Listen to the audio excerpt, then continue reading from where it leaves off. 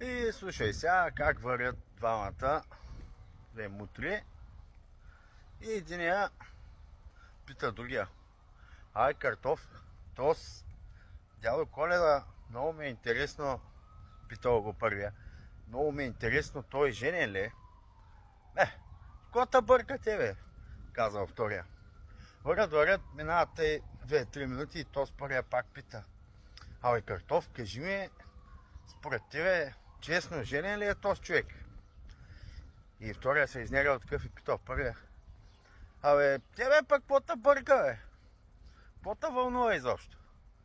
И той казал: виж сега, не знам, ама колебая са, не мога да разбера, тая Мери Крисмас, каква му се пада на него?